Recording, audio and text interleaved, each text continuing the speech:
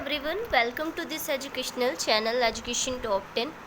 सो friends, आज के इस वीडियो लेक्चर्स में आप लोग का बहुत बहुत वेलकम है। एंड आपको आज पढ़ना है एथनोबॉटनी, जो एमएससी बॉटनी 404 का लास्ट सब्जेक्ट कोड है। एंड सिलेबस के अकॉर्डिंग अगर देखते हैं तो आप बॉटेनिकल जो प्लांट होते हैं, स्पेसिफिक प्लांट होते हैं जो एक मेडिसिन्स के फील्ड पे यूज़ किए जाते हैं। एंड बहुत सारे फील्ड पे क्या होता है कि जैसे पहले प्लांट्स का जो रिलेशन है ह्यूमन के साथ, वो कैसे रहा है, सारी चीज़ें आज इस वीडियो लेक्चर्स में आपको डिफ़ाइन करने।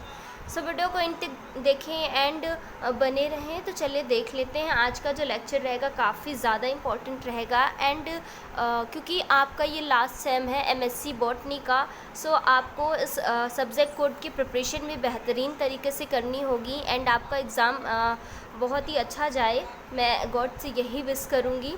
एंड आपकी जो हार्ड वर्किंग है वो काफ़ी ज़्यादा रही है अभी तक एमएससी बॉटनी में। सो आपको इसको भी लास्ट सेम में लास्ट सब्जेक्ट कोड को भी अच्छे से प्रिपेयर करना होगा, मेरे साथ कंटिन्यू अपना कंट्रीब्यूशन देकर।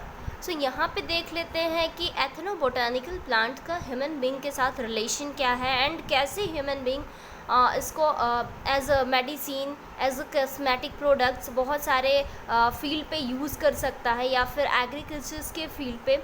सो आप यहाँ पे देखेंगे। तो चलिए स्टार्ट कर देते हैं। जैसा कि आपको पता है कि जो प्लांट है, जब से जो वर्ल्ड में ह्यूमन की उत्पत्ति हुई है, जब ओरिजिन हुआ है, मानव का डेवलप हुआ है, उसी ड्यूरेशन से ही प्लांट पृथ्वी पर तो मौजूद ही थे। तो मानव पृथ्वी पे जैसे ही आए थे, उनका एक प्लांट के साथ ऐसा रिलेशन रहा है कि आप कह सकते हैं कि पहले सारी चीज़ें इतनी फैसिलिटीज़ नहीं होती थी जितना ज़्यादा अभी डेवलप हो चुका है। क्योंकि अब तो जो ह्यूमन है वो बहुत ज़्यादा भौतिक सुखवादी हो गया है, लेकिन पहले जो स्पेशली प्लांट पे डिपेंडेंट होते थे ह्यूमन बीइंग, तो ऐसा होता था कि प्लांट पे उनका जो घर प्लांट का ही बना होता था। कपड़ों के लिए भी जो आदि मानव होते थे बेसिकली प्लांट की छाल और उनके जो लीफ को पहनकर करते थे, और साथ ही खाने के लिए भी प्लांट पर ही डिपेंडेंट होते थे। और अगर बात की जाए कि अगर ह्यूमन बीमार होता था आदि मानव, तो वो प्लांट से ही दवाइयाँ बनाता था, मेडिसिन, जिसको आप आज के डेट में जो आयुर्वेदिक है, जिसमें आप जड़ी बूटियाँ बनाते हैं जो आपकी सेहत के लिए काफ़ी लाभदायक हैं। तो ये सारी चीज़ें बेसिकली प्लांट से ही रिलेटेड हैं। एंड आपको पता है कि प्लांट का एज अ फूड मटेरियल भी यूज़ करता था आदि मानव। बेसिकली अगर डिपेंडेंसी की बात करें तो एग्रीकल्चर और प्लांट पे ही डिपेंडेंट होता था, क्योंकि उनके पास कोई और सुख सुविधा साधन नहीं होते थे। तो आपको समझ में ही आ गया होगा कि प्लांट का, जो पौधों का मानव के साथ एक बहुत ही अच्छा रिलेशन रहा है। अब यहाँ पे देखते हैं कि मुख्य रूप से जो स्थानीय लोग होते हैं, जैसे कोई ट्राइबल हो गई, कोई जनजातीय हो गई, वो भी अपने मतलब जो बेसिक नीड्स के लिए बेसिकली प्लांट पे ही डिपेंडेंट होती थी। चाहे वो उनका व्यवसाय हो, वो भी लकड़ी बेचना, उसके अलावा बहुत सारी चीज़ें प्लांट से जो मेडिसिन उत्पन्न करते थे उनको भी अपना बेचकर पेट पालन करते थे। तो प्लांट से बहुत ही ज़्यादा गहरा संबंध रहा है मानव का अगर देखा जाए तो। और पारंपरिक ज्ञान और उनकी संस्कृति की मदद से उन जो पौधों के व्यवहारिक ज्ञान के साथ साथ किसी एक पर्टिकुलर एरिया के पौधों का स्टडी भी इसमें इंक्लूड किया गया है। अगर आप बात करते हैं एथनोबॉटनी, बेसिकली जो कि नृपवंश विज्ञान जिसको कहते हैं, मतलब कि मनुष्य का जो बॉटनी से रिलेशन चला आ रहा है, तो ये बहुत ही पुरानी ब्रांच है बॉटनी की, जो प्राचीन काल से चली आ रही है। आई होप आपको इतना लेक्चर क्लियर आउट हो चुका होगा। बढ़ते हैं आगे की ओर। अगर बात करें कि एथनोबॉटनी जो शब्द है, स्टम को किसने दिया था, सो आपको, क्योंकि हर एक एग्ज़ाम में ऐसा आया है, अगर आपने अप्लाइड माइकोलॉजी पढ़ा होगा तो उसमें भी एक क्वेश्चन बना था, फादर ऑफ इंडियन माइकोलॉजी जो एच.जी. बटलर थे। तो कुछ लोगों को कन्फ्यूज़न भी हुआ है, बट कोई नहीं, क्योंकि हर एक पेपर में एक फादर पूछता है या फिर शब्द स्टम को किसने दिया था वो भी पूछता है। तो काफ़ी ज़्यादा इम्पोर्टेंट है। यहाँ पे आप इसको डबल स्टार करके नोट डाउन कर लेंगे और उसमें लिखेंगे कि एथनोबॉटनी जो शब्द है, इस टर्म का यूज़ बेसिकली जॉन विलियम हर्सबर्गर ने किया था। जॉन विलियम हर्सबर्गर ने 1895 में किया था। कब किया था? 1895 में किया था, जिसका मेन पर्पस था कि किसी जो स्पेसिफिक एरिया है और किसी जो स्थानीय लोगों के द्वारा उपयोग किए जाने वाले पौधों के अध्ययन को वर्णित करना। जो मतलब पौधे होते थे उनका स्टडी करना, उनको डिफ़ाइन करना। सो यही आपका एथनोबॉटनी है। एक बार फिर से मेरे साथ रिवीजन करते चलेंगे कि एथनोबॉटनी जो शब्द है, इस टर्म को जॉन विलियम हर्सबर्गर ने 1895 में दिया था। कब दिया था? 1895 में दिया था, जॉन विलियम हर्सबर्गर ने दिया था। और इसका जो पर्पज़ होता है कि जो ह्यूमन के साथ एक प्लांट का रिलेशन रहा है और उसके द्वारा मतलब जो मानव होते थे प्लांट को कैसे डिफ़ाइन करते थे, कैसे यूज़ करते थे, और तो यही सब कुछ मिलाकर एथनोबॉटनी हो गया। ठीक है, एथनोबॉटनी को लोगों और पौधों के बीच संबंधों के व्यवस्थित अध्ययन के रूप में परिभाषित किया जा सकता है। ठीक है, सो यहाँ पे देखते हैं कि एथनोबॉटनी होता है, एथनोबॉटनी को पौधों के किसी खास समाज, यानी पौधों और किसी खास समाज को, स्पेशल सोसाइटी है, उनके लोगों के बीच के जो रिलेशन रहे हैं उसके स्टडी के फॉर्म में आप डिफ़ाइन कर सकते हैं। ठीक है, यहाँ पे दूसरा शब्द देखेंगे नव वंश विज्ञान, जिसका हिंदी अर्थ होता है एथनोबॉटनी का। अब इसके कुछ पॉइंट्स हैं जिनको आपको नोट डाउन करना है, साथ ही रिवीजन करना है, बिकॉज़ ये आपके एग्ज़ाम के बेस पे काफ़ी इंपॉर्टेंट लेक्चर रहेगा। अब यहाँ पे देखते हैं कि जो नृजातीय वनस्पति विज्ञान का महत्व अनेक है, यानी एथनोबॉटनी का महत्व बहुत सारा है, बहुत कई फील्ड पे है। जैसे एथनोबॉटनी पौधों के जो पारंपरिक उपयोगों पर ज्ञान प्रदान करता है। इस ज्ञान का उपयोग समाज के विकास के लिए किया जाता है। किसके लिए? जो सोसाइटी है उसके डेवलप के लिए किया जाता है। साथ ही जो एथनोबॉटनी है, उस विज्ञान का, उसका साइंस का स्टडी हमें जो अज्ञात लेकिन उपयोगी पौधे हैं, जो पौधे अननोन हैं, जिनको आप नहीं जानते हैं बट वो यूज़फुल है, उनकी भी इम्पोर्टेंस के बारे में बताता है, और कई पौधों के नए उपयोगों को समझाने में भी मदद करता है कि इस पौधे का बेसिकली यूज़ क्या है, इससे क्या बेनिफिट रहेगा, जो पहले से हमें ज्ञात भी है और अज्ञात भी हैं, दोनों ही पौधों को डिफ़ाइन करता है। ओके, समझ में आ गया। थर्ड पॉइंट पे आ गए हैं। थर्ड पॉइंट को पढ़ते हैं कि जनजातीय समूहों के लिए नृजातीय वनस्पति विज्ञान आवश्यक है।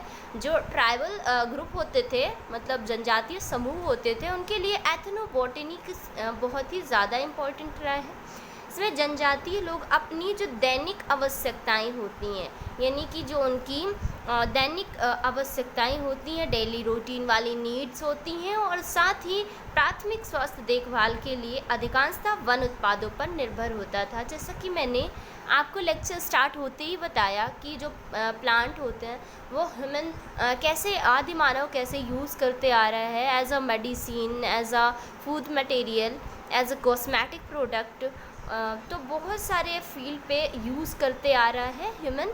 तो प्लांट का यहाँ पे बहुत ही ज़्यादा इम्पोर्टेंट बनाया गया है। अब जो आदिवासी लोग होते थे, आपको पता है कि आदिवासी लोग स्पेशली जंगल पे ही रहते थे, जो आपके वन होता है जंगलों में ही रहते थे, आपको भी पता है। तो खाद्य तेल बनाते थे, दवाइयाँ बनाते थे, गोंद बनाते थे, रंग, टैनिन, ये सब कलेक्ट करते थे। और मतलब क्या है, भारत के जो पूर्वोत्तर क्षेत्र के लोग आज भी अपनी बेसिक नीड्स को पूरा करने के लिए जंगल और उनके जो प्रोडक्ट्स हैं उन पे डिपेंडेंट होते थे। ठीक है, तो समझ में आ गया। तो क्या क्या बनाते थे, क्योंकि आदिवासी लोग बेसिकली जंगल पर रहते थे, वहाँ पर घर बनाकर या कुटिया बनाकर रहते थे, जो पेड़ों की छाल से, लकड़ियों से बनाते थे, और साथ ही पेड़ से जो जितने भी प्रोडक्ट मिलते थे उनको यूज़ करते थे, चाहे वो मेडिसिन के फॉर्म में हो, चाहे वो फूड मटेरियल के फॉर्म में हो। ठीक है, साथ ही उनके जो प्रोडक्ट्स बनते थे उनको बेचते थे और अपना जो गुजारा करते थे ना। तो यहाँ पे नेक्स्ट पॉइंट पे आ चुके हैं।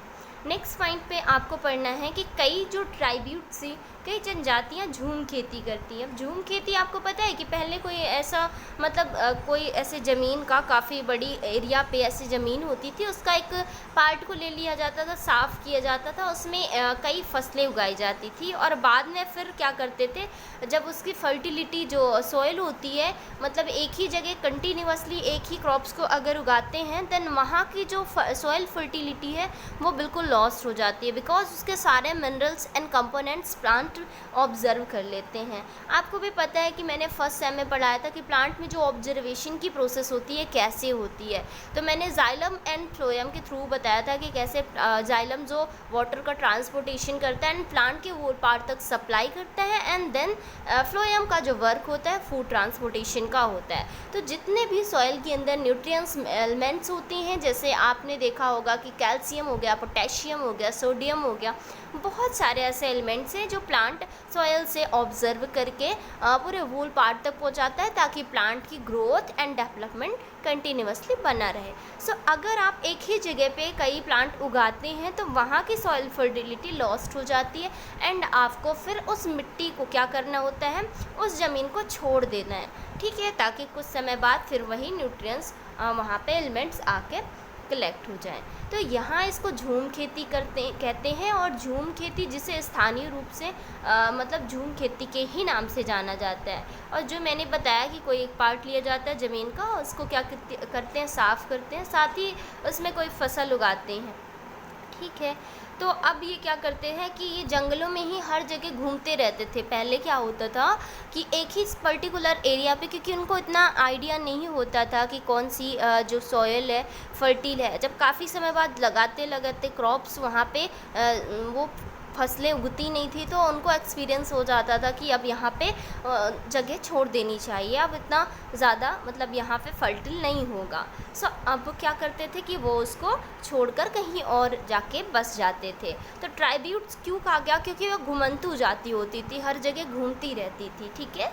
अब यहाँ पे नेक्स्ट पॉइंट पे आ चुके हैं। आपको पता है कि औषधीय पौधे जो होते हैं, यानी वैश्विक आबादी के बहुमत के लिए दवाओं का भी सोर्स होते हैं। मतलब जो दवाइयाँ होती हैं वो भी प्रोवाइड करवाते हैं। इसकी कुछ ब्रांचेस हैं।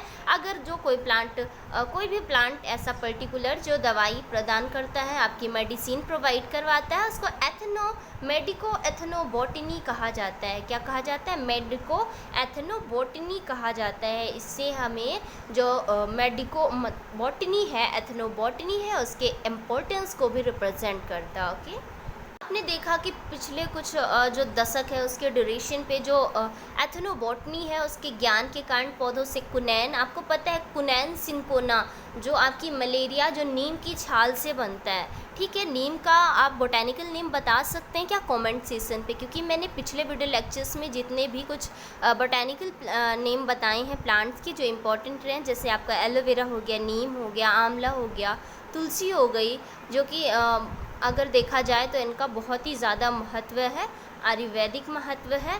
तो यहाँ पे नीम को बेसिकली मैं बता देती हूँ अजा डायरेक्टिका इंडिका कहते हैं, ठीक है। तो उसी की छाल से, बार्क से जो आपकी कुनैन नामक दवा होती है, सिंकोना, उसको बनाया जाता है, ठीक है, जो मलेरिया के लिए काफ़ी ज़्यादा, साथ ही अगर कहीं भी रिंग बाउंस, दाद, खुजली, खाज होती है, जिसको आप यूज़ कर सकते हैं। कोकेन होता है, डिगोस्किन होता है, टैक्सूल जैसी कुछ दवाएं हैं जिसकी डिस्कवर की गई थी, जिसको खोजा गया था, ठीक है।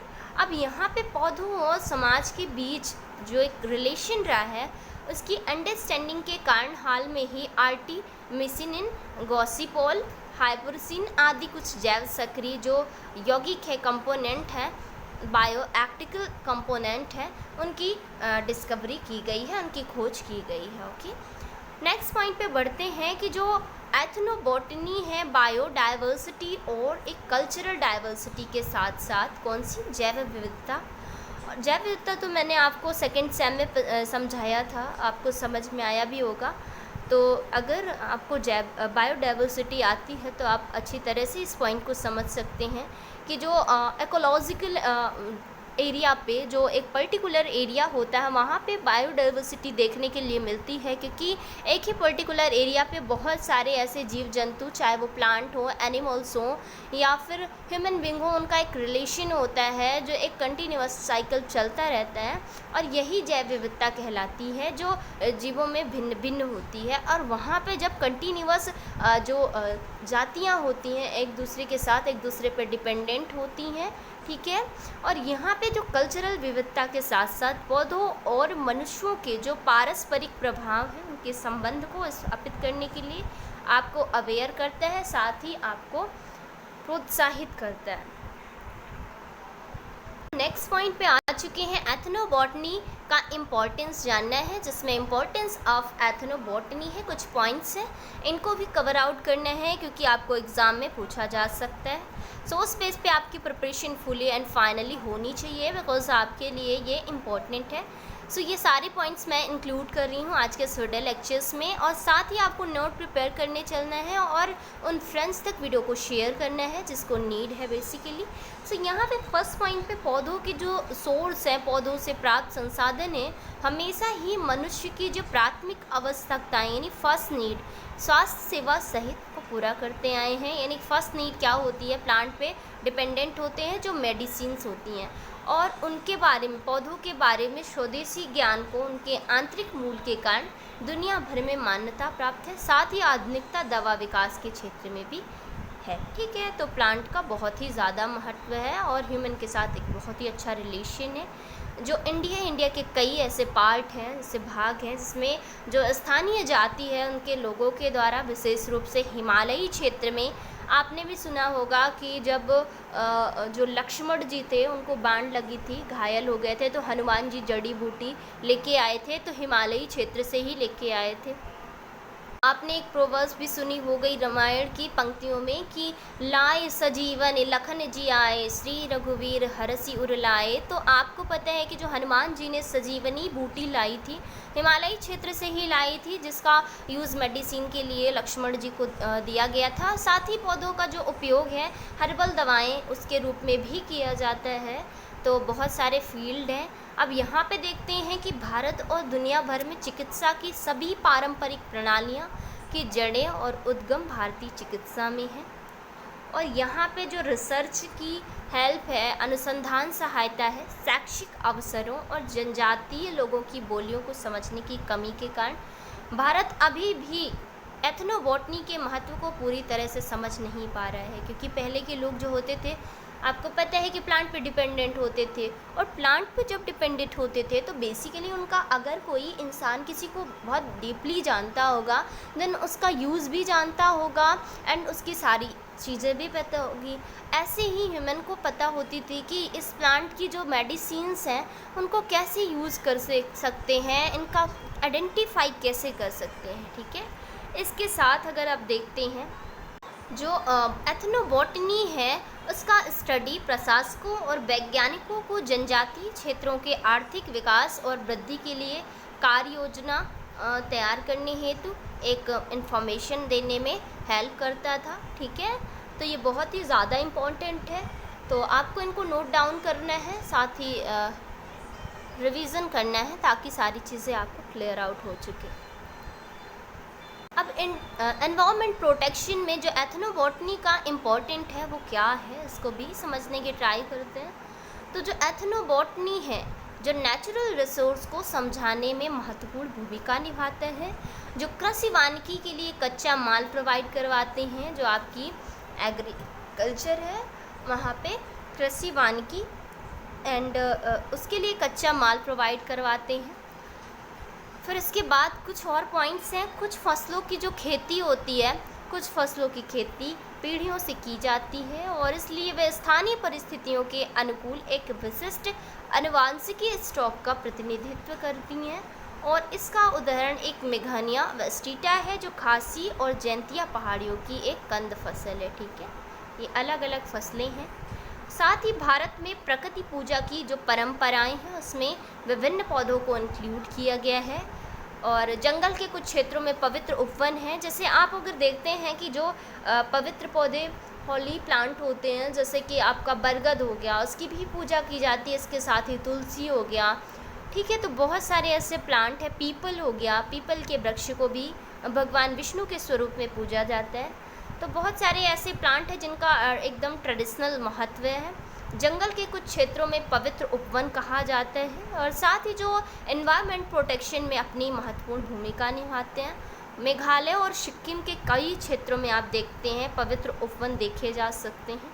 ठीक है, इन पवित्र उपवनों को स्थानीय रूप से लॉकिनटोंग और सिक्किम में लुंगचुक के नाम से जाना जाता है। जो एनसीईआरटी का क्वेश्चन है, आप इसको कंप्लीट कर लेंगे।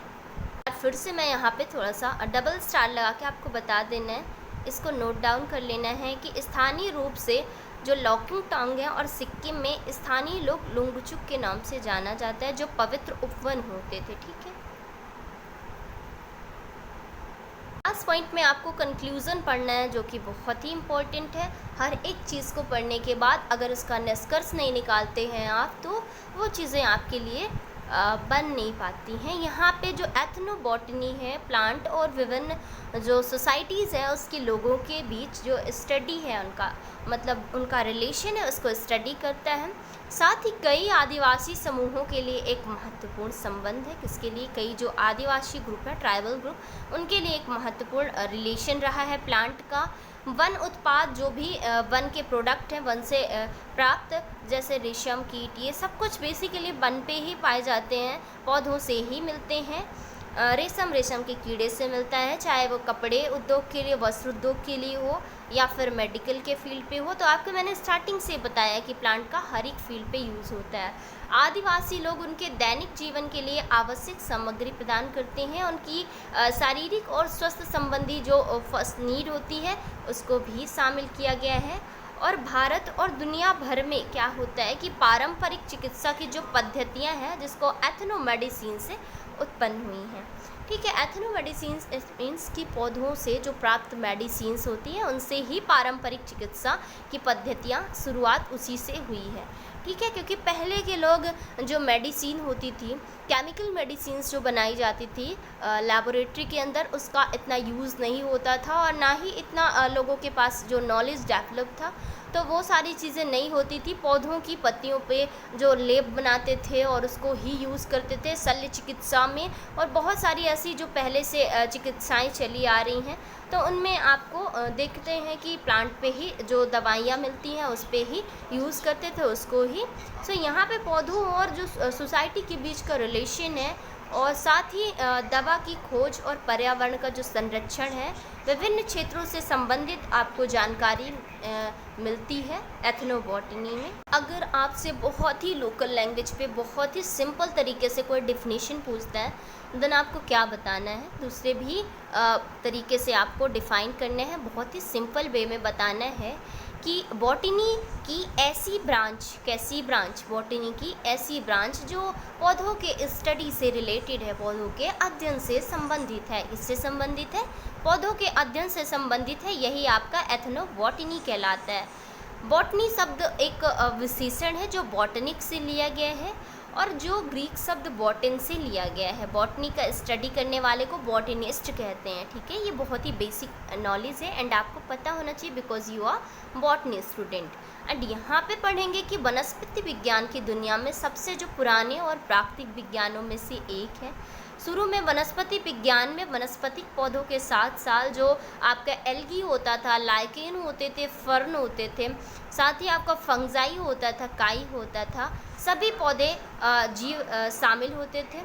ठीक है, लेकिन बाद में देखा गया कि बैक्टीरिया, शैवाल और कवक, ये सब अलग अलग जो किंगडम है उससे रिलेटेड है। अलग अलग इनका एक किंगडम बनाया गया था, जगत बनाया। अब बॉटनी का जो हिस्ट्री है, स्कोप, बैकग्राउंड आपको बताना है। यहाँ पे पौधे जो होते थे, पौधे पृथ्वी पर एक जो लाइफ साइकिल होता था ह्यूमन का, उसका एक बहुत ही ज़्यादा इम्पोर्टेंट सोर्स होते थे, मुख्य सोर्स के रूप में होते थे। हमें भोजन, ऑक्सीजन और विभिन्न जो इंडस्ट्रियल प्रोडक्ट होते थे, औद्योगिक उत्पाद होते थे, घरेलू उद्देश्यों के लिए भी विभिन्न प्रकार के कच्चे माल प्रोवाइड करवाते थे। यही कारण है कि जो ह्यूमन का प्लांट के साथ बहुत ही गहरा रिलेशन रहा है। ओके, अब यहाँ पे थियोफ्रस्टस को वनस्पति विज्ञान के जो जनक के रूप में जाना जाता है। आपने पढ़ा भी होगा पहले कि फादर ऑफ बॉटनी कौन है, तो थियोफ्रस्टस हैं। कुछ चीज़ें और पढ़ लेते हैं जो कि एथनोबॉटनी के लिए इम्पोर्टेंट है। यूनानी विद्वान थियोफ्रस्टस दुनिया के जो शुरुआती वनस्पति शास्त्रियों में से एक थे। पौधे पर उनका प्रमुख लेखन के कारण उन्हें वनस्पति विज्ञान का जनक, फादर ऑफ बॉटनी कहा जाता था। मतलब जो वनस्पति विज्ञान होती थी उसके जो फादर हैं वो आपके थियोफ्रस्टस हैं। ठीक है, इनका जो बुक है, इन्होंने एक बुक लॉन्च की थी, इंक्वायरी इनटू प्लांट्स है। ठीक है, क्या है? Inquiry into plants. इसको आप इन शॉर्ट लिख सकते हैं बिकॉज ये आपके लिए इम्पॉर्टेंट है। एंड बॉटनी के फादर तो आपको आना ही चाहिए बिकॉज आप बॉटनी के स्टूडेंट हैं। सो उस बेस पे आपको इतनी बहुत ही बेसिक चीज़ें आनी चाहिए। उन्होंने भौगोलिक सीमाओं, जो आपकी भौगोलिक सीमाएं होती हैं, उनके आकार होते हैं, उपयोग होते हैं और विकास पैटर्न के आधार पर जो प्लांट है उनको क्लासिफाइड किया था। On the causes of plants नामक दूसरी पुस्तक थी। कौन सी? On the causes of plants नामक दूसरी पुस्तक में पौधों को उगाने के अर्थशास्त्र के बारे में बताया गया है कि प्लांट को कैसे प्रोड्यूस किया जाता है। ठीक है, तो आपने जो 403 पढ़ा था उसमें आपने क्या पढ़ा था? Plant tissue organ culture. Plant के टिश्यू बनाकर उनको कल्चरल कैसे किया जाता है लेबोरेटरी के अंदर, वो पढ़ा था। लेकिन यहाँ पे एक नेचुरल तरीके से on the cases of plants, जो दूसरी बुक थी थियोफ्रस्टस की, जो फादर ऑफ बॉटनी है, उन्होंने दूसरी पुस्तक में ये बताया कि पौधों को प्रोड्यूस कैसे कर सकते हैं। ओके, डायोस्कोराइड्स 90 to 40 ईयर्स के बीच में एक यूनानी चिकित्सक थे जिन्होंने जो हर्बल दवाएं होती थी एक विश्वकोप लिखा था जिसे डी मेडिटेरिया मेडिका के नाम से जाना जाता है। क्या? डी मेडिटेरिया मेडिका के नाम से जाना जाता है। और इस बुक का यूज़ यौगिक सूक्ष्मदर्शी के आविष्कार तक यानी कि 1500 से अधिक वर्षों तक एक महत्वपूर्ण और औषधीय गाइड बुक के रूप में किया गया। ठीक है, ये भी पढ़ना है। आपको पता है कि जब माइक्रोस्कोप जो होता है उसकी जो खोज रॉबर्ट हुक ने 1665 में संयुक्त सूक्ष्मदर्शी के आविष्कार ने वनस्पतिक विज्ञान के क्षेत्र में वैज्ञानिक ज्ञान की उत्पत्ति को साइन किए हैं।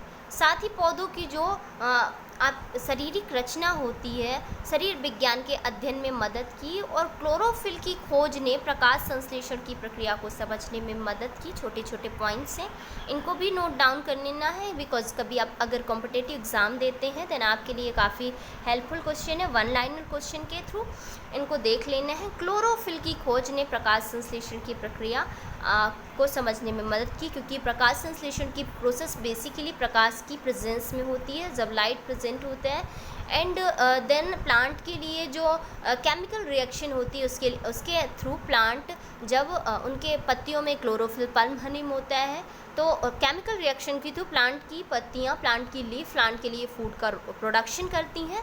साथ ही ग्रेगर जॉन मेंडल ने क्या किया था? मटर के पौधों को अपने जो एक्सपेरिमेंट के थ्रू पौधों में जो अनुवांशिकी विरासत है, जेनेटिक्स विरासत हेरिटेज का स्टडी किया था। ठीक है, तो अलग अलग साइंटिस्ट आए, उन्होंने अपने अपने काम किए और अपने अपने फील्ड पे प्लांट के लिए बहुत ही ज़्यादा कंट्रीब्यूशन दिया और साथ ही उनकी स्टडी की। बायोटेक्नोलॉजी और जेनेटिक इंजीनियरिंग के आगमन के साथ वैज्ञानिक पौधों की संरचना को बेहतर तरीके से समझने में सक्षम हो पाए और साथ ही जो क्रॉप्स की प्रोडक्शन है, फसल की पैदावार है और फसल के सुधार के लिए बेहतर तरीके से डेवलप किए। ठीक है, क्योंकि जब नई खोजें हो गई तो चीज़ें पता हो गई और वहाँ पे प्लांट का डेवलप बहुत ही बेहतर तरीके से किया गया और ये पता किया गया कि प्लांट में किस न्यूट्रिएंट्स की कमी है, कौन सी सॉइल फर्टिल है, सारी चीज़ें चेक की गई और देन इसके बाद प्लांट को प्रोड्यूस किया गया। तब बेहतर तरीके से एग्रीकल्चर के फील्ड में बहुत ही ज़्यादा सुधार हुआ।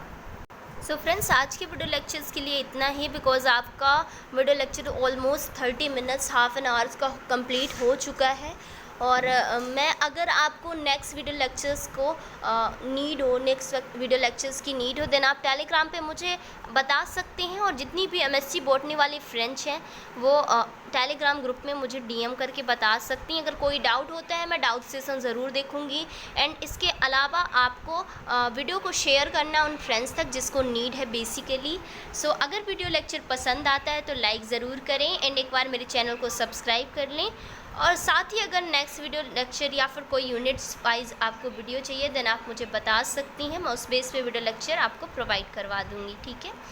तो आज के लिए इतना ही, तब तक आपके लिए गुड विशेज़ है, खुश रहें, मस्त रहें, कंटिन्यू वीडियोज़ वॉच करें। एमएससी बॉटनी का लास्ट सेम और लास्ट एग्ज़ाम आपको बेहतर तरीके से देना है और ऐसे ही हंसते मुस्कुराते रहें, लाइफ में आगे बढ़ते रहें। तो friends, thanks for watching this video.